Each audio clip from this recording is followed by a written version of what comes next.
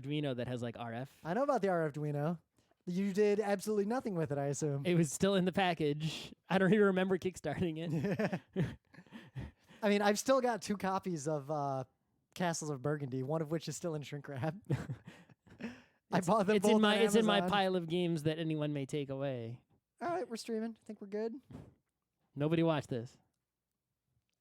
Oh, Good. mono. 0. That's the number it should stay. All right, let me one last thing. I forgot I messed up my audio mapping. Just take a second. Because I started doing the pre-production for the some of those other YouTube archive things, but I don't want to actually start doing that until we have a new logo. Yeah. Oh, Kitty emailed. She said she hasn't forgotten about us. Okay. And she's like, you meant it when I mean, you I'm said... not going to because we told her She's we're like, not in a she's rush. like, right. Well, she said, I just finished my big project at work, whatever. And she's like, you meant it. I hope. She's like, you said no rush. I hope you meant it. And I'm like, of course I meant it. Yeah. I mean, what, do we have a deadline? Like, I'm not going to create some art. I yell at people for making artificial deadlines. I'm not going to do one myself. Yep. I guess a The deadline. only deadline is a real deadline where it's like, I need this done by... Or I will literally die. Well, like, maybe I want to make a Super Bowl ad. I need it done before the Super Bowl, right? It's like, I can't do it for next year's Super Bowl. That's a real deadline. The Super Bowl isn't going to move for you, right? I watched the Super Bowl last year. I'm just saying, like, if you're, if I was hiring, that's a real deadline. All right. Although you're making a video game, you don't have a real deadline. Sometimes you do. Sometimes you're going to run out of money if you don't release by a certain date. Well, that's, yeah. All right, I'm just going to start. We're streaming. We got 3 people watching. We're good. No, 3 people, go home. It's Tuesday, July 31st. I'm Rim. I'm Scott. And this is Geek Nights. Tonight, we're talking about Roguelikes. Roguelikes, as in games that are like the game called Rogue. Have you ever played fucking Rogue? At RIT. I've never played actual Rogue. I've only played Greg I've only ever played NetHack. Oh, you were too quiet. Just say I'm Scott again really quick. Give me a sec. I'm Scott really quick. Okay, actually say it. Actually say it. You should have just said it. It didn't work this time. I'm Scott. Okay. I wouldn't even recognize. I mean, I assume Rogue just looks like NetHack, right? Yeah. I've never, Greg made me play it. It's not. I've fun. never played it or seen it. I assume it's the same as NetHack, only crappier. All right, you got an opening bit? I could just talk about biking on Hidden Path. That works. Go for it. I haven't done anything else. Right? I got new furniture. Whenever you're ready. All right. So earlier this year, when it was fucking cold, and I perhaps foolishly agreed to bike 10 Saturdays in a row, which was great, except for the cold part. Everything else about it was great. There was one ride we went on, and on the way home on that ride, we hopped onto this bike path, and it went from someplace upstate, I don't know where the hell we were, all the way to Tarrytown. And I was like, where the hell has this path been? I've never seen it before. No one ever told me about it. Because I've biked up there and I found like these really, really great bike paths, but I never was able to cobble together like a route around So them. I went online, I found it, and on Sunday, Rim didn't want to come because I don't know why, but I went I had out. some stuff to do. I went out to take the path, and supposedly, according to maps, the path would take me from the Bronx to Brewster, where I would then take the train home. So trying to find the start of the path, I got to the Bronx okay because I'd been down that way before. But trying to find the beginning of the path near Van Cortlandt Park was not so easy. Because there's a lot of like really nice 2-lane bike paths up there that start at random points. As So far as I can tell. I went into the woods in the mud and various. I saw bike tracks in the mud, so I was like, I think I'm going the right way. And then I was slightly lost, but I basically just gave up on finding a real start of the path.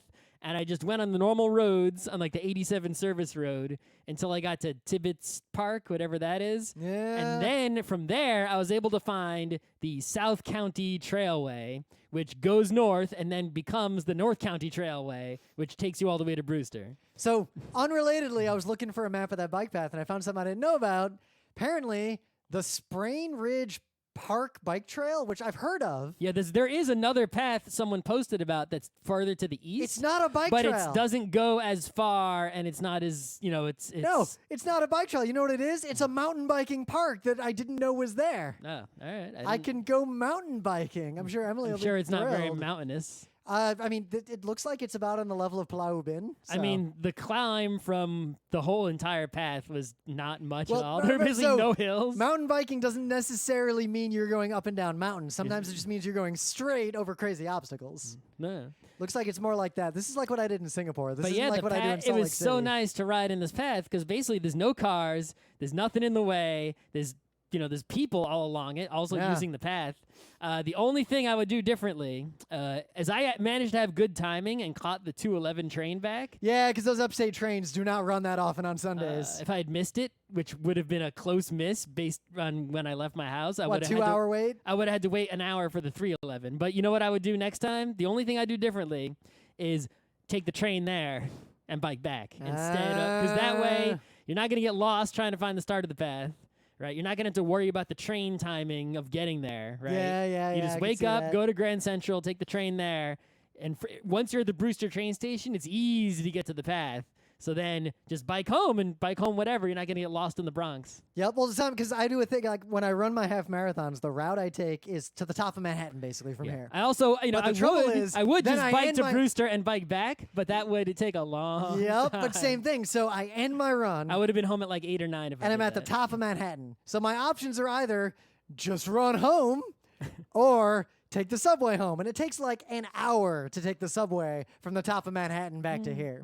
So I decided the last time I did it that I'm going to take the subway there in the morning and just run back. That way I'll end when I'm exhausted and feeling like crap in front of my own apartment. Yep. As opposed to next to the only grocery store in the top of Manhattan. So if you wanna come, you should come because it's way good. I'm up for it next time. And since now I totally know the way, so you can just follow me. See, that's it. You figured it out, and now I can come and reap the Well, benefits. I know the way in the reverse direction. I'd still probably get a little lost trying to find it from the bottom. I mean, I remember a couple times I only went over the RFK one way because I wasn't really sure where the entrance was. I figured out Randall's Island too. I can show you all. Yeah, that. I know Randall's Island in excruciating detail now. 'Cause that's part I figured of I that had a bike over the bridge to 125th Street. because I have another route where I go and I do a loop around Randall's Island, and then I come back over and run down in Queens. Anyway, in some gaming news, Oh, yeah. so Valve added a temporary fix for this fake item scam. Right. So I'm still not 100% sure on all the details. So if I'm wrong about anything, I'm wrong. That's just how it's going to be. Wait, it's Geek Nights. That should be the disclaimer on literally every episode. I might be wrong. I'm likely wrong. But here's what We reviewed games based on half a play. This is what seems to have happened. It seems like there was some indie game called I don't even know what it's called. Some indie game called something. And it seems like it changed its name or something to try to trick people. Abstractism. Right, so apparently the game was up to multiple scams at once. Scam number 1, it was just mining coins. And all the reviews were like, oh my god, this isn't a game, it's just mining my coins, what the hell? You know, I wouldn't be surprised if Battletech were doing that because Battletech somehow maxes out my 1080 every time I play it. Yet, both live streaming to 2 different streams does not even touch Overwatch. Like, Overwatch can do that fine. Well, that's the difference between an indie studio and a Blizzard. Anyway. Yep. So the other thing is that apparently, this is the part I'm probably wrong about, right? Is that there was some sort of fake item scam where basically this game had Steam items that you could trade and sell on the Steam marketplace that were associated with this game. But they made their items look like valuable items from TF2 to trick people into trading for this game's items, and thus they scanned people out of their valuable items and to get monies. This reeks very much And of Valve is basically giving people their legit items back. I mean, on one hand, like, I don't want to blame the victim, but you could have figured It's this out. basically the Steam. It's the Steam equivalent of going on eBay and buying a picture of a MacBook Pro, as opposed to an actual MacBook Pro. A PowerBook, perhaps. Exactly. So, I'm going to say that the statute of limitations ran out on this, considering that the MMO is long gone. But you might know, I talk about it a lot. WoW is having a minor resurgence right now for some reason. There was actually a news about WoW. First of all, I see people in my BattleNet friend list playing WoW, which is strange. I've seen news about WoW recently, how like they're basically making everything free except for the new expansions. So like you don't have to go and buy all the old expansions. You can just play WoW and you'll get every old expansion. I think that's what it said. And also there's some bug in the WoW leveling that's happening, and they're fixing it or something. There's some news about that. Huh. So WoW is having a minor resurgence, I think, because there haven't been MMOs, and I think people. True. It's been so long since MMO. People are back on the MMO. So bug. in Sierra's The Realm. Yeah, okay, the only MMO Rim can talk about. Because the only one I played, because I knew better. But everybody gets one. But, well, no, I played, I only What's played a It? MUD. I really knew better. I played What's It with you at RIT for a while. The Korean grindy one. Ragnarok? We played that for like a week. I kept playing it for a couple months, which maybe was a mistake. Okay. But I bashed. I never got beyond bashing slimes, and then I in stopped. Sierra's The Realm, I had my main character, and my brother had his character, and I had another character that I leveled up enough to be plausible, who had a fake identity, and generated a pretty reliable in-game gold income by crafting items that appeared to be very valuable items and trading them or selling them with people who were too dumb to actually right-click on the item and look at the stats to see what it really was. And I generated a handsome income with this. That would be like if I had a magic card, and at the top it said Mox Emerald, but at the bottom it didn't say tab get a green mana. It said tab do 5 damage to yourself. Stop hitting yourself. And I sold it to you for the value of Mox Emerald. It's interesting. I think the salient point Black about this Lotus story tab lose the game. is that if you're gonna Black scam Lotus. people in the modern era, you can't just run one scam. This game looks like it was multiple interleaved scams. Props to the scammers, but also I guess Valve's fixing it. But Yeah. this just it's just more examples of Valve. You cannot get around this. You need to pay fucking money, all the zillions of dollars you make from Steam and Dota Yup. and whatever, to hire people and treat them well and have them human moderate Steam and choose which games go in and which games go out, just like Yep. Apple does with the stupid Apple App Store, right? Because otherwise Steam is right now sort of in between the Apple App Store and the garbage Google Yeah. Play Store. I mean, I would never search Steam for a genre of game to see what's out there. No, it's like the Apple Store is like almost all human controlled, and it's very hard to get crap in there, but not impossible. And the Google Play Store is just a fucking mess. Yep. And Steam is in the middle, right? And Steam, the Apple Store, there are legit criticisms of that method as well. But Steam basically has to do what the Apple Store does, but not the evil parts, just the good parts. Right? Yep. I mean, if they really wanted to, Valve could have like its default stuff. Google should do that too. But they could have the, like, yeah, here's where all the garbage is. You can buy it if you want, but there be dragons there. Yeah, I mean, Bad dragons, not good dragons. anyway. But not bad dragon. So, in some other news that's actually pretty interesting, I did not think this would ever happen. Okay. But you might recall that a long time ago, like, I was still working at IBM. I would think it was still in college. I think we're still, yeah, well, I remember I was working at IBM while You're I was either still in at college. RIT or just out of RIT. It was in that era. the but mid-2000s. The Escapist was a magazine. I remember I got the first Escapist ever. It was like a PDF because Yeah. they tried to make it like a magazine. It was a real magazine, with but these it was digital. long-form, fancy-looking articles, and you would flip the pages. And I don't remember if it was actually PDF, but it felt like a PDF. yeah, I think it was actually a PDF because It I might got have been it might have been a fancy website. I where you remember flip it getting pages. emailed to me, and I like read it at work Right. on The, a PC. the point is that they're like, hey, we're doing highbrow games journalism digitally with fancy magazine-looking stuff. Right. It was That's the described- original Escapist. People described it as the New Yorker of video game journalism. That's what it was for like a month. Yep. And then it just got kind of hacky and bad, and eventually it kind of got taken over by gamer Eventually, gators. it became the Escapist that you know, right? The one that employed, Yahtzee and all those other people. Yeah, and, but it had a lot of problems that we don't want to get into. It was bad news, and I wasn't. it eventually died, right? I don't even know. All I know is I don't know either. That's why I'm stopped reading asking it. and not telling. I don't know either. Because the news is that Defy Media, who owns The Escapist and had been just ignoring it, they sold it to Canada's Enthusiast Gaming. So the Escapist is now Canadian. And it's owned by this group called Enthusiast Gaming, which I didn't know anything about. Okay. I don't know either of these groups, so But their goal is to bring it back and make it as good as what it originally was, for that 1 week, what it and was. not let like Gomergate bullshit infiltrate it and ruin it. All right, good luck with that. I would not even talk about this on Geek Nights, but for the fact that there is a piece of information that makes me go from very distrustful of this to cautiously optimistic.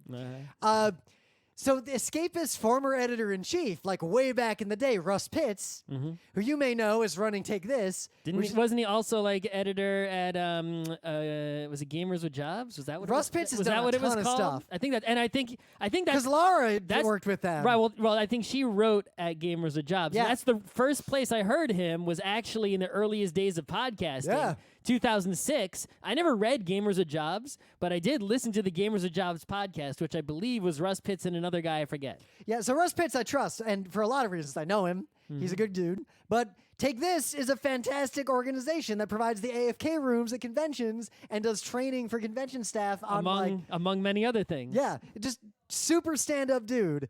The fact that he is involved in this and is basically in charge of the new Escapist means that if there's a chance for this to work, this is the chance. Like, I wouldn't trust But why this. buy Escapist? Why not just make something completely new? Well, because Escapist had a pretty good brand, and it actually has a back catalog of a bunch of good long-form journalism that could be brought back or revisited. There's a lot of reasons to bring it back. I guess they bought it, right? So there must be some value in what they've bought, the intellectual properties and contracts or who knows what they've got. Hopefully not debts. Yeah. But Russ also made a good point on Twitter, and because a lot of Gomergate types were really invested in the Escapist adjacent media, and he pretty much said straight up, yeah, political extremists, referring to Gamergaters, are not welcome in this new outlet. So we'll see how this goes. I'm cautiously optimistic. I wonder if that's a good strategy, right? Of buying media outlets. Dude, I would have bought the Gothamist if I could have. Where the audience is the enemy, and then start publishing things that, are anti the audience to then, right? Like, well, there's two ways to go. Imagine if I could buy Breitbart and then suddenly only publish, actually good stuff. Yeah, actually publish real journalism. And suddenly publish real news, but I, right? Like that kind. Is that a good idea? I don't know. Or is that a bad idea? I don't know. Like if I could buy Fox News, if I could buy Fox News and put legit journalism on Here's the the air, difference, though. would that be a good idea or a bad idea? Fox News and Breitbart were always vile garbage. I mean, I guess The it can only. Escapist was I guess good it for a can little only while. help, right? It can't hurt. Yeah. It would only because at least you'd get rid of the Fox News Yeah, that exactly. exists today. Even if you buy it and it fails. But here's a case where You've the still Escapist. won. Here's the case where the Escapist is already dead. So if Fox News was already dead and off the air, would it be worth buying it? Yeah. I mean, That's if I the- had the money, I would have done anything possible to buy the Gothamist when it went down. So trivia: the person who was my boss 2 jobs ago is childhood friends, I believe, with Jake Dobkin, his Gothamist guy. And his startup that he started after he left the company where I was working for him in Dumbo, Brooklyn, is apparently very successful. And he gave mad monies to the new Gothamist. Interesting. He's a very interesting dude. He was involved with the FBI raiding him for Apple II wares when he was a kid and such. So in some other news, if you are going to be at Gen Con, Which I would not personally recommend. yeah, don't go to Gen Con. If you live near Indiana, I still wouldn't. maybe it's okay. We live on the same train lines as the New York Comic Con. We don't go to that nonsense. Yeah, but I mean, Gen Con is a little better than New York Comic Con. Yeah, but it's also got I wouldn't do panels at it. The thing with Gen Con is it has good parts and bad parts, right? True. It's actually socially. You know what? I might go It's to Gen actually Con. good in a socially progressive way. It's just Yeah. bad in a convention management. Like GeekNights would never perform at Gen Con because Right, it's they're- like Gen Con, it's like, the people there are good and the content is good and all that stuff. It's just the convention structure is bad. But if you're going to be there and you listen to GeekNights, then you might be interested that Luke Crane, head of He goes games at he goes Kickstarter- Gen Con every year. Yeah, head of games at Kickstarter, Burning Wheel dude, among other things. He has a game that he wants to playtest at Gen Con. I'm pretty sure, but if you are hearing this now for the first time, it's too late to get in on that game. It's hard to say, though, because I feel like he's going to be selective about who he brings in. And the things I know about this are that, one, he published a Twitter poll that was adjacent to this, and the question was, fuck elves or I want to be an elf. Rim wants to choose I all want the to both above. fuck elves and be an elf. I guess there should be a third option. I would choose fuck elves, but not in the way that Rim wants to, and I'm more the way that fuck the Philadelphia Eagles and fuck elves. There is a third way though. The drow. It's both fuck elves and I secretly want to be an elf because I kind of am an elf. Anyway, the other thing is Luke said to me specifically, and I quote, "You will like this." Yeah, because you want to fuck elves and be an elf. You know that. I hope they're Santa's elves and not. Oh, that would elves. be great. That would be super great, and it wouldn't change the answer to my question, maybe. Anyway. What? So it should definitely change the answer to the question. You should check this out. If you're going to be at Gen Con, there's rumors that there might be able to, something similar might happen at PAX West, so we'll see. If it happens, I'm going to do everything I can to be involved in that. But also, if you are a fan of Parsely games, the Jared Sorensen variety, like such games as Danger Town, Beatdown, Spooky Manor, Action Castle 2, Action Castle 3. Action Castle with torch hands. They're going to be there, and the Parsely hardcover collection is out. The Kickstarter is done and everything. Yep. So yeah, I kickstarted it, so I'm just waiting for my book to come in the mail. But so originally the Parsely games are published in individual pieces of cardboard, which I have all of. Yep. But why not get all the games again in a hardcover book that's much more convenient? And they're running events at Gen Con, and I remembered why I don't like Gen Con. 2 of the events are sold out, and you can't go to them. Yep. But for $2 on Saturday at 3 or 4 p.m., that's okay. I've put more money into arcade machines before. You could play Spooky Manor or Danger Town Beatdown. And that's why we don't go to Gen Con. Yeah. Do you think Jared gets those $2? No, I'm pretty sure Gen Con gets those $2. Jared probably has to pay for the table that he's going to have in the room. Fucking Gen Con. You're so close and yet so If you just far. got rid of your stupid ticketing, I'd be like, well, let's go to Gen Con. Yeah. Ticketing will never be a part of PAX Unplugged. That is the hill I will die on. Oh, I could just not go to PAX Unplugged. Yeah. All right. But anyway, things of the day. So this Rim had, for once, a respectable, high-quality thing of the day. this is a real But he good... could not compete with my even better thing of the day. So the problem is with Scott's thing, my thing of the day is great. Because one, my thing of the day Your thing of the day is great. Mine is just greater, as usual. My thing of the day... You tried to step up. You came up to my usual level of thing of the day goodness, and then I stepped it up even more. My thing of the day is a mathematical model that you can use to determine when you should leave a Mets game. So I got a lot of stories about this. Yeah, I've been in some situations. We left a hockey game a little early once because there was a snowstorm. That was a fucking mistake. All right, so I got 2 stories, right? So first of all, when we were young and we went to a lot of games, especially Mets games, you would go home early because you drove there, and if you didn't leave early, if you're gonna lose the game, there's no reason to stay to the end. Then It's 8th inning, 9th inning. Why the hell would you stay to watch, right? Anyway. And it's not like hockey where something might happen. Right, nothing's gonna happen. All you're gonna do is get home way later. You're gonna sit in traffic in the parking lot. It's whatever. I remember to get out of the Joe Louis Arena, we would sit in the parking garage for almost an hour. Yep, exactly. So you want to leave before, right? Yeah. And nowadays, though, I go to MSG and everyone else, they start leaving the game. And it's like, man, if I drove here, I'd be leaving too. Yep. But I took the train, so I stay to the end no matter what happens. But anyway, so there was 2 notable incidents. One notable incident, which is actually a Mets game. We went to this Mets game, and I remember Kurt Schilling, piece of shit, douchebag, was pitching. And there was a rain delay partway through the game. And the rain delay went for a long time. And it's a long rain delay when they start showing the videos of the 2 times the Mets won the World Series on the screen, on the little TVs to keep you entertained while you wait. Yep. It went on for quite a while. I think we waited at least maybe an hour or even longer. And then the game didn't resume and it was still wet and the tarp was still on the field, so we left. In the car on the way home, we're already in Stamford, Connecticut, dropping people off, I think. And on the radio, the game continued. Oh, we were losing, by the way, when we left. The game continued, and somehow the Mets miraculously came back and won. And was it extra innings? I don't even remember. This was late 90s.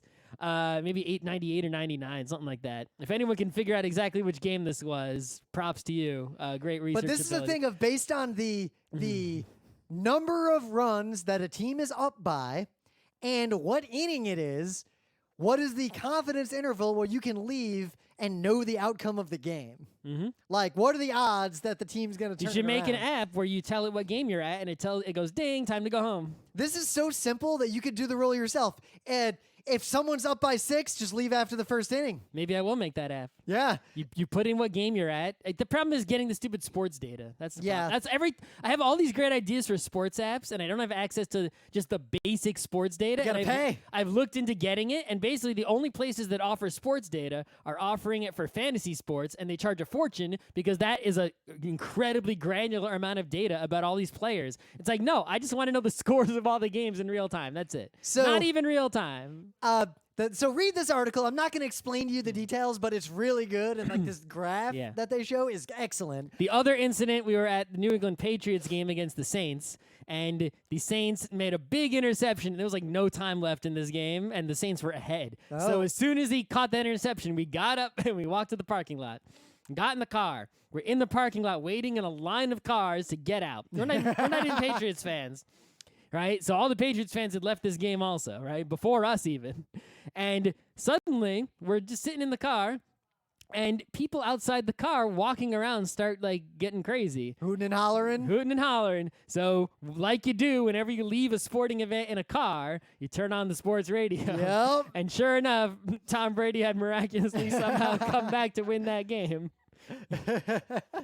So those are the 2 times we left early and it was a mistake. We left early many other times, and those times were not mistakes. So now there's a data model, at least for baseball. I'd love to see this for other sports. It's 5:38, so maybe they'll do it for I other really sports. want the data. I really want access to data so I can make an app that tells you when to leave. But I would love to see a similar analysis for board games. Oh yeah, when do you quit the board game? Yeah, at what point should you just flip the table because the game is all omae wa shinderu? Yep. Oh, I mean, my thing of the day that's better than yours. So what I'll say to prelude Scott's thing of the day is I clicked on it. It's in French. Doesn't really tell me the deal. I think it might be Italian. I don't even know. This looks like French. I have no idea. Anyway, it doesn't even matter. It takes 3 seconds to know how great this is. I think it maybe is French because You click play, and 3 seconds later, you know exactly why this is so Yeah, great. so I actually don't know any information about this. It's Les Joutes Provinciales. I can just watch these first 3 seconds on a pour loop. le plaisir, something. I'm pronouncing all this wrong. It must be in Cannes, right? The place where the festival is, the film festival. But basically, it's dudes on boats that look a lot like the boats they use in Venice, only much bigger. And it seems like the boats also have people on them. Like, I don't know what they're doing. Are they rowing? But these dudes are basically standing on the front of the boat, fucking jousting. And This is so great. and when you lose the joust, you fucking fall in the dirty ass water. How amazing is that? This is incredible.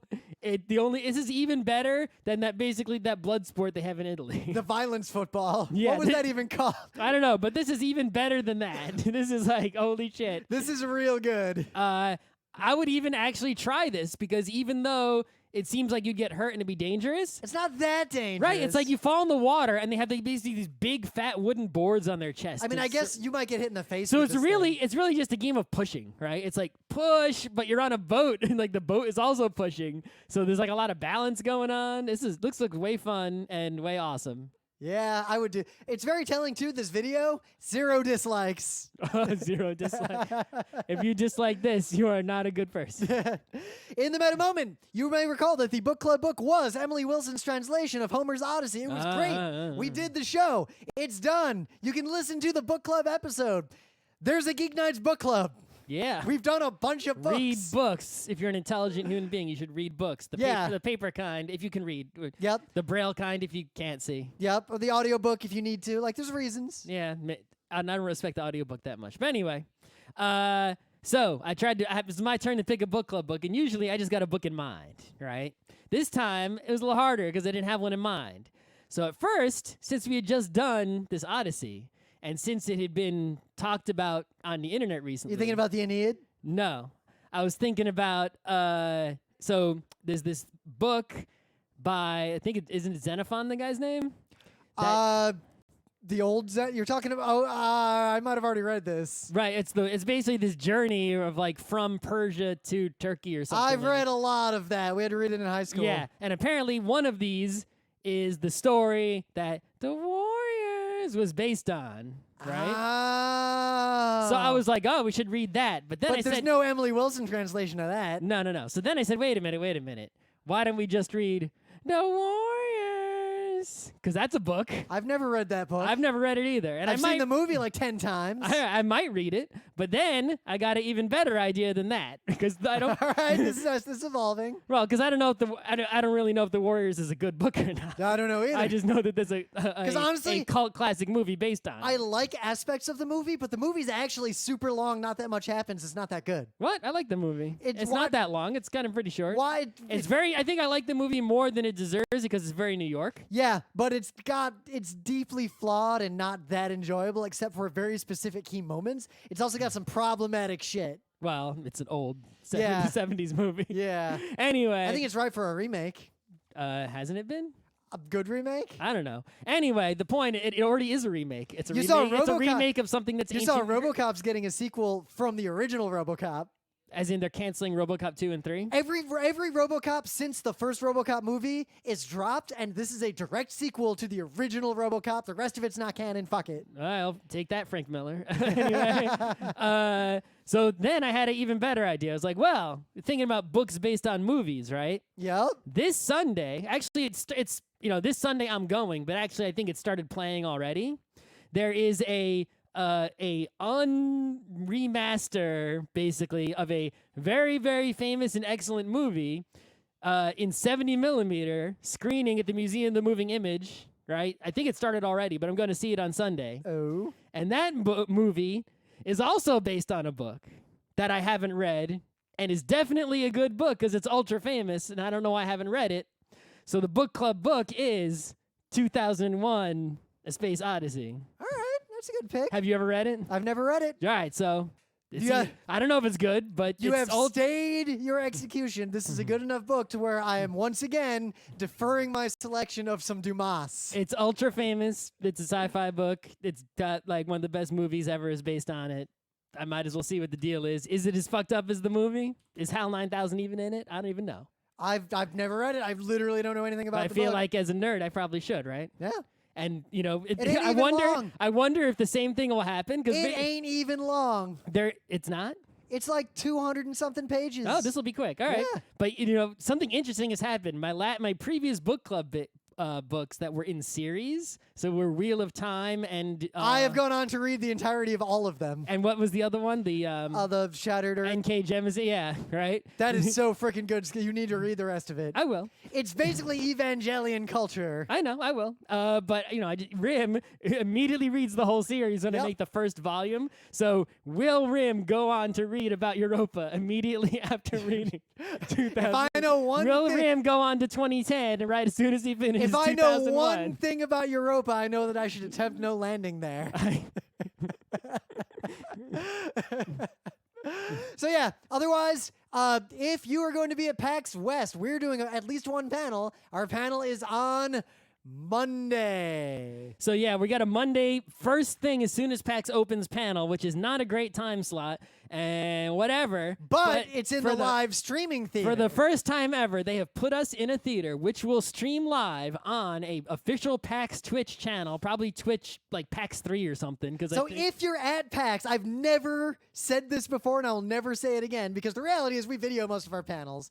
But if you're at PAX, you should go to this so we have Why? a loud crowd in the background for the live stream. we don't need But that. if you're not I think at it'd be PAX, funnier if there was no crowd and I could play it up to the no crowd, and the people who are the few people watching on Twitch would be like, "What the hell is this?"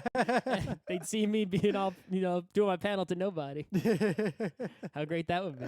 But we're going to live stream. So if you've never been able to see us live at a PAX, you can pretend you're there. Mm-hmm. It's going to be glorious. You can also watch those PAX channels to see everything else at PAX. Yeah, at least everything that's in the Albatross Theater, the Hydra Theater, or main events. Yeah. So we'll either be PAX 2 or PAX 3. You can watch a Megathon finale along with us. Yeah. You'll be slightly delayed, but you won't know that. And you know what? Frankly, the last few Megathon finales haven't been that great. So No, but Live what else are you going to do on Monday at 5 o'clock? What, you going to play one more board game? Monday at 5 o'clock. Are you going to go to Benaroya or what you going to do? I mean, the tabletop's open till 7. Oh, well, we can go there right after and then go to dinner. Yeah. Maybe we should. Mm-hmm. Anyway, So let's see. We were talking about roguelikes. Yeah, so we haven't played a new game recently, so let's just pick a category of game. I've played some new games that Scott hasn't played. Scott has not I've yet played played new Azul. games you haven't played. Have you played Sanrio Picross that just came out for 3 years? Yeah, I know the deal with Picross. It's a Sanrio Picross. It's very cute. Yeah. I found the first item was a ribbon. It's Hello Kitty's ribbon. I know this is a slightly controversial opinion among our fans, but I do not respect Picross. I do not enjoy it. It's just better Sudoku. Yeah, you're not selling me on with that. It's Sudoku that doesn't suck. So, Rogue, the original game, the reason the Right, genre... Pete, I don't know if anyone doesn't know this, but just in case, there was a game way back in the day, probably older than most of the listeners, called Rogue. The same as the Rogue as the D&D class. So the genre, roguelike, literally means games that are like this one old It'd be game. like if instead of calling games platformers, we called them Mario-likes. That's what this is, right? So what qualifies something as a roguelike? What was it about Rogue that was different than other games? It's really just two things. Well, it's interesting you bring that up as to the Scotsman argument about roguelikes, because there is a concept that I've been annoyed with for a long time. I'd look in Wikipedia to figure out the name of it. Right. The Berlin interpretation. Whatever. There's really only two concepts that make something a roguelike. Only right? two. There's like 8 listed here. Whatever. The only two that I believe in are, number one, the game is different every time you play. There's some sort of procedurally generated map, some sort of, something that mixes things up every time is fresh. Right? So imagine if you played Mario, but every time, it wasn't just the same world 1-1 every time. It's like completely new level every time. That's item one. And two is that when you play the game, you start at the beginning, and you play until you die, and then that's GG, game over. You have to start again from the beginning with a new game, with a new map, with a new world. And that's what makes a game a roguelike. Yep. Now, what else? What other 6 things do they think you need to be a roguelike? So first, I would say that that's a good modern distilled definition, partly because there's a lot of games that do these things that definitely feel like they're in this genre that don't do a lot of the other things. Most of the people who have more profound definitions or more specific definitions are really married to the idea that Rogue is the one true roguelike and every other game is just an interpretation of this one specific experience. Right, well, what else do they think has to be? But I think the two things you brought up, what they really mean is that the game is an emergent narrative experience every time you play it. And that the journey is the goal as opposed to winning, and all that's the core. But you usually can't win. I guess NetHack you can get to the whatever level. There are definitely roguelikes you can win, like Dragon Crystal. I guess you can win a lot of them, but even if you win one, it's like if you beat Mario 1, how much value is in there playing it again? Not much, right? Yeah. But roguelikes, I've beaten Slay the Spire a zillion times, and I keep playing it. Well, like Dragon Crystal, which I never beat as a kid. I didn't even know you could beat it until GameFAQs existed. But because this game came out in 1990, 1991 on the Game Gear. But it was this game is very Rogue, but I never even heard of it before today, by the way. It's procedurally generated, but eventually it runs out of steam. Usually when Rim talks about Game Gear games, he talks about Gemfire. Gemfire is not a Game Gear game. I thought, what was the one you kept talking Crystal Warriors is what you're thinking of. I get confused because one's Gem and one's Crystal. Come on. There's Dragon Crystal and Crystal Warriors. Come on. Those are the 2 Game Gear games I talk about. All right. Dot star, Crystal, dot star. Okay. So Rim, all you had to do if you wanted to sell little kid Rim a game was put the word dragon or the word crystal or gem on the cover. So fun fact, this is actually a total aside. When I was a little kid, Crystallis. Yeah, I had Crystallis or Crystallis, as most kids. Anyway, I didn't know better then. So I had Dragon Crystal and Crystal Warriors, the Game Gear, and I went to the public library with my family, and one day in the science fiction section, because there was no fantasy section, I saw a novel that was called Crystal Warriors. And on the cover anything to do with it? were all these sword dudes and sword ladies decked out in crystals. It looked very much like Crystal Warriors. So I got this book. It had nothing to do with the Game Gear. This book was basically an erotic, thriller, bullshit, garbage novel that to this day haunts me. That means just go to any used bookstore, you'll find that. I learned things about the human body reading this book. I don't know if they were accurate. I also learned a lot. I hope you consulted an anatomy book. I learned a lot about crystals and heterochromia and this fucking book. Tell you what, if you ever pick a bad book club book, That's what I'm bringing back. I'm going to read that book again. No listeners. And you're going to read it with me. No listeners will read it. Hey, it might You'll be good. also have to read it yourself again. So Yeah, I remember every goddamn detail of that book. You want to talk about the Hot Brothers? Anyway. Wow. It rips into the Hot Brothers. When the game, they were enemies. Oh. But then they became friends, sort of. But then they kissed. Anyway. So, but they're brothers. That's incest, yeah. It's complicated. Okay. It gets into some of that technically anime territory. Uh-oh. So, Game Gear doesn't have a lot of memory, so Dragon Crystal runs out of steam, and eventually it runs out of colors to use for palette swaps for all the enemies. So, in the very end of the game, there's just this trophy in a room in the last level. And if you step on the trophy, it literally is just like, yep, you won. Congratulations. Yep, you get to go back home. Because I guess you were a kid and you got trapped in this fantasy world. So the Berlin Protocol, or the Berlin interpretation of roguelikes, is something that happened after World War II. from the International Roguelike Development Conference in 2008 that was held in Berlin. What the fuck?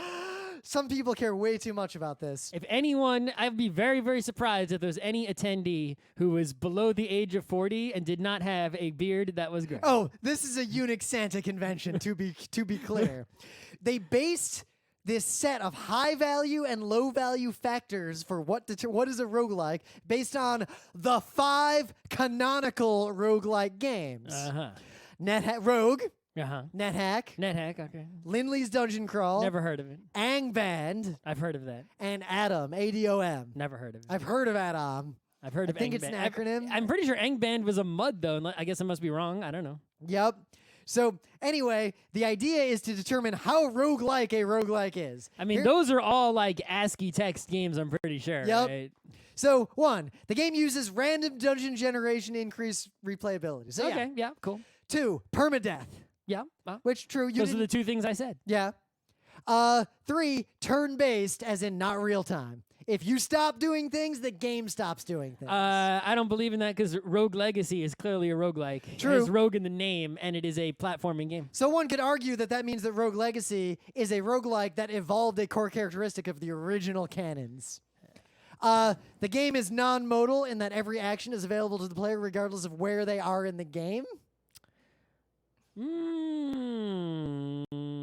I think that's because, like, you think of a game like NetHack, and there's so many things you can do in NetHack. You can dig, you can search, Yep. you can Do that at any it's like, time. and like in NetHack, there's like this huge list of actions, right, that you get just from the start. And the whole game, being good at NetHack is basically knowing about all those actions. But it already knows that Angband breaks this because of their shops where you can buy special things later in the game. Right, but yeah, I don't believe in that either because, even rogues are RPGs, right? Yeah. So even NetHack, which has this huge list of actions you can do, you can't just like fireball in NetHack from the beginning. You have to get a fireball spell or wand or scroll or whatever it is, or learn fireball, right? So even that violates its own idea. And because in an RPG, at least not the kind of RPG you play tabletop storytelling RPG, the JRPG kind, the Ultima kind, you have a character that levels up and gains abilities, and when you gain abilities, you gain new actions. So I'm going to read the whole sentence for this next one, because this one's actually a pretty interesting, though grognardian statement. You'll hear the grognardian coming out of this. Okay. The game has a degree of complexity due to the number of different game systems in place that allow the player to complete certain goals in multiple ways, creating emergent gameplay.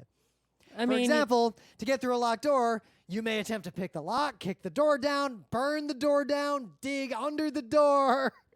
I sort of agree with that, in that if you have a game where you're procedurally generating a map and you want to have lots of replayability, you need to have... a lot of systems that can interact and just let them play out the way they do. Right, and you have a lot of this variance, right? They actually give a really good example. Then this is sort of, having multiple, systems that interact in this way is sort of necessary in order to make otherwise you would just be, it might be a roguelike, but it'd be just a really crappy, boring one. You wouldn't want to replay it again. Well, this is the Dwarf Fortress thing. Even Slay the Spire works this way, where it's like you're fighting the same bad guys, but you already have 3 different classes. You have all these different cards, figure out different ways to beat the bad guys, So even Slay the Spire, the deck builder, has this, right? So, of course, but you could really, instead of having that huge sentence, you could really just say, needs to be complex enough to make replay worth it. They do give a really good example, though. I feel like I'll use this in a panel in the future. Oh, not the door example?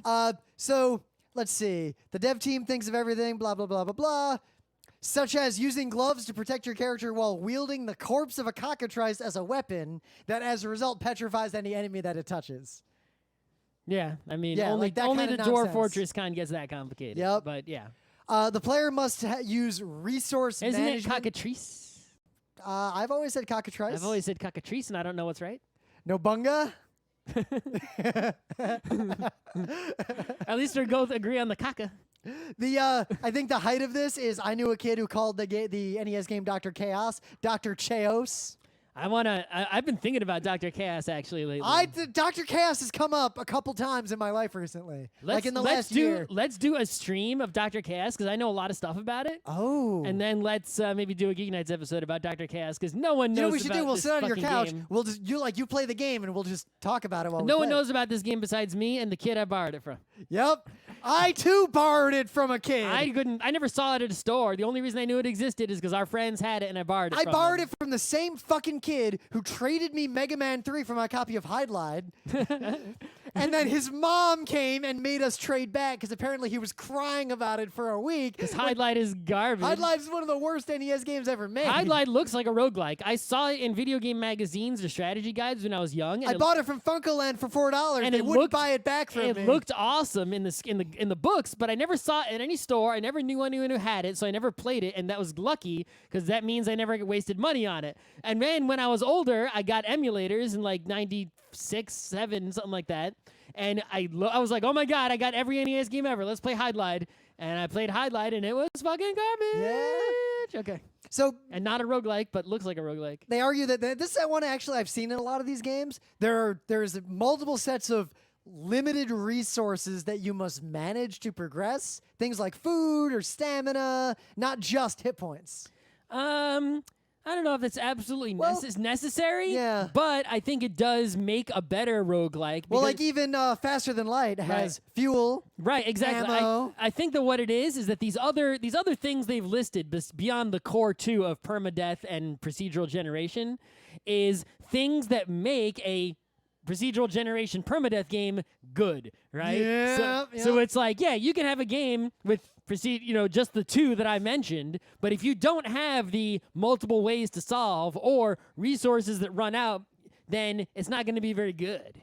Yep. Right? Actually, so Rich Carlson, one of the creators of Strange Adventures like in you Infinite need Space, those limited resources of some kind, be it time or money or food, provide the pressure to push you forward into that permadeath. Yep. Is what makes the procedural generated permadeath So Rich game Carlson good. called that the clock. There's Yes. some clock that forces the game Right. to progress. Right. So Bring up Dragon I'm- Crystal had that. I'll You had mention food. I'll mention Slay the Spire again because it's the roguelike I'm playing the most lately. It's real good. You can't refill your HP very easily at all. Yup. It's like you run at you go into a fight, you lose some HP. Good luck healing. Right? It's like Yup. you're going to die, son. You know what's even better about that is that the decisions in Slay the Spire, because whenever you can heal hit points, it almost always gives you something you're way more interested in doing as an option instead. It's always like, yeah, you could get some hit points, or I Yeah, could do you wanna- upgrade this card. Well, because losing hit points doesn't. This is true for all games, and people have a hard time understanding this. It comes up in like every game I play. It comes up in Netrunner. It comes up in Hearthstone. It comes up in Slay the Spire. It comes up in Counter-Strike. It's like hit points don't matter unless you're dead. It doesn't matter if you have 1 hit point Yup. or 1,000 hit points, as long as you don't have 0. So if you have an ability that's like lose 10 hit points, do something fucking awesome. That is amazing as long as you don't die, right? So like in Hearthstone, there's a Warlock, and the Warlock's base ability is spend 2 mana, lose 2 hit points, draw a card, and that is fucking incredible. Yep. Because just don't die. It doesn't matter. You still win the game, right? So the other options here, and we'll just go over this quickly to get away from this Berlin thing. Yeah. Because the one thing that really stands out now that I'm looking at this Berlin thing in detail, Mm-hmm.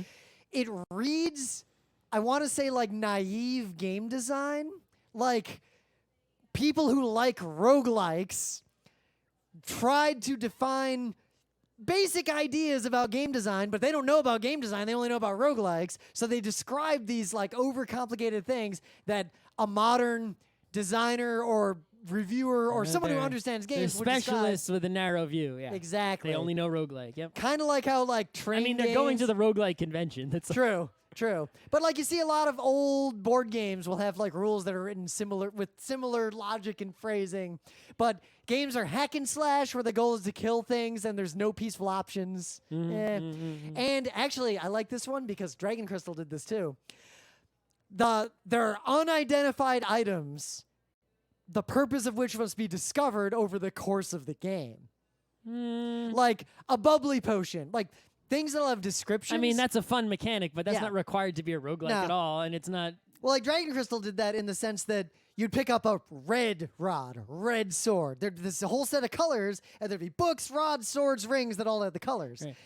You didn't know what red did, and what red did was randomized every game. It But does, once you used a red thing, then the game would translate red into the thing. right, it is a thing that does add to the replay value of Yeah. a roguelike game, but that's definitely not necessary. I don't think. So forget these stupid semi-formal definitions. I think from it's. these I think basically grognards.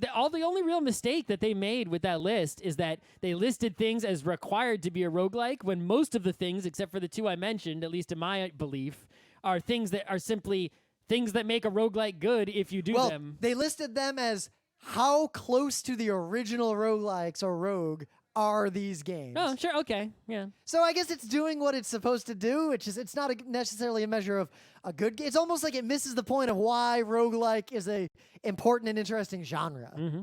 Because if, like, for example, in Faster Than Light, if I could save state, I probably would. And the game would be very different because the decisions I was making would not have the kinds of consequences and the kinds of emergent storytelling that they have. When I You'd play also FTL, win every time. Yep. When I play FTL and I make a narrative choice and someone dies because of it, it's actually really interesting to continue. And roguelikes are one of the only game genres where continuing past failure is interesting or possible. Most games, failure ends your run, or failure just sucks. Like if someone dies in Fire Emblem, that just sucks. No one's going to keep playing. Right. Well, I mean, if you die in a game that is not procedurally generated, and the penalty is to go back, you have to do the same thing you just did again. Right? Yup. In Mario, you die. It's like, well, do the same fucking thing again. And it's like, that's Yup. not fun. But if you die in a roguelike, it sucks that you're not going to see what's beyond there.